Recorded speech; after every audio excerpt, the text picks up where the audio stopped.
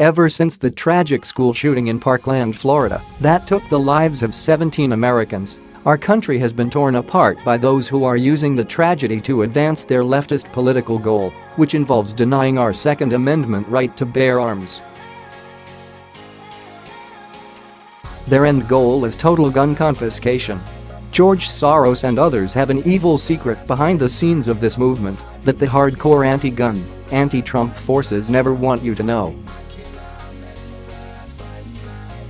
When the horrific shooting in Parkland, Florida, happened on February 14, a powerful leftist cabal immediately started organizing what would become the March for Our Lives movement. We know this because the website March for Our Lives was registered a mere 72 hours after the shooting had occurred. Leftist Time magazine reports, rather than wait for lawmakers to make a change, the survivors of the shooting are taking matters into their own hands, organizing and taking action.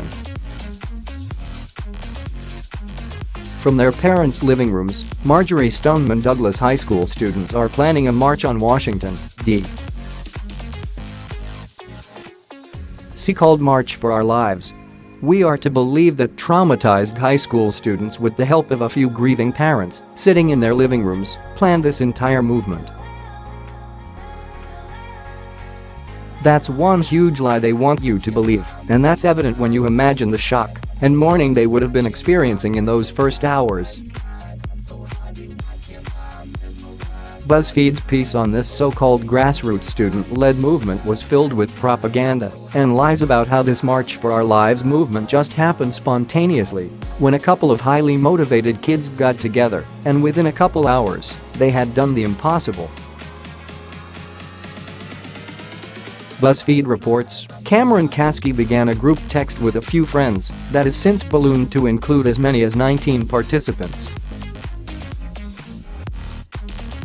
Someone built a website, while another person designed a logo.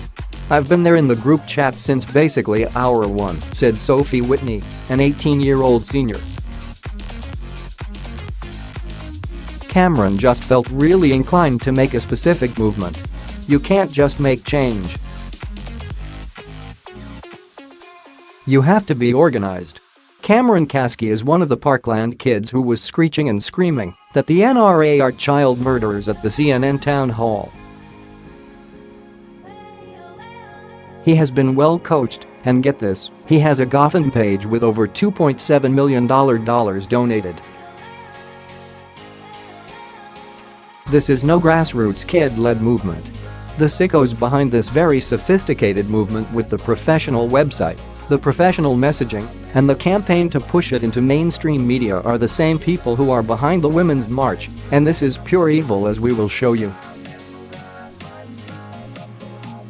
A leader of the Women's March, La Foundation, filed for the permit to organize Parkland, Florida, students who are advocating for gun control. Dina Katz, co-executive director of the Women's March, La Foundation, filed an application for a permit with the National Park Service for a March 24 rally called March for Our Lives, which is described as a student-led protest, reports the Washington Times. Below is a tweet from the Women's March Miami, which says, "Folks, exciting news. The official March for Our Lives for Broward County, organized by Parkland students, will be at Pine Trails Park on March 24th. All Broward organizers have connected and are collaborating on this beautiful effort." Number Nevera Gay Number Merch for Orlivis Parkland. The artwork looks eerily familiar, just like the Women's March, and within a few days, they decided not to hide it anymore with this tweet telling the kids to walk out of their schools. Enough is enough. Women's March Youth Empower is calling for students, teachers, and allies to take part in a Number National Schulworkout for 17 minutes at 10 a.m. on March 14, 2018.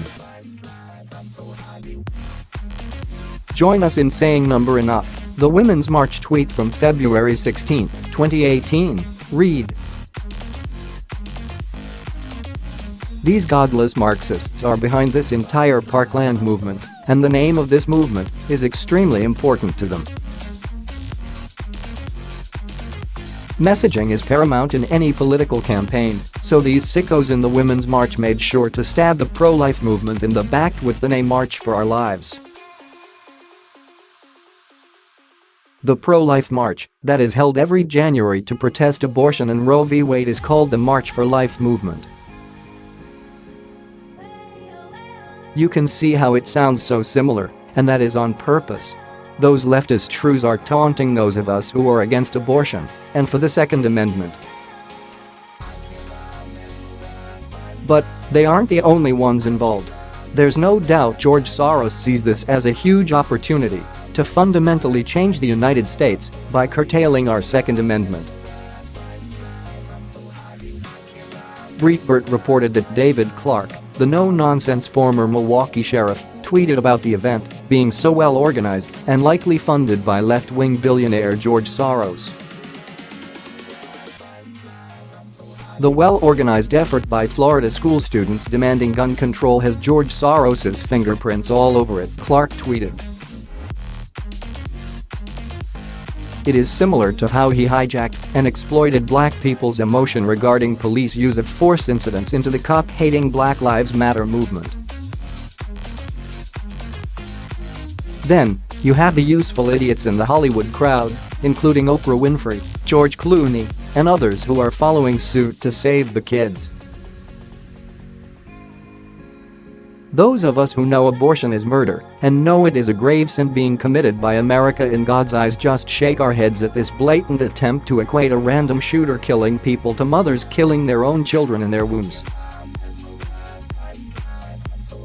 This ridiculous AstroTurf movement March for Our Lives is being led and funded by evil Marxists whose main goal is the destruction of our republic, and they are so excited that so many are falling for their lies about our God-given right to bear arms.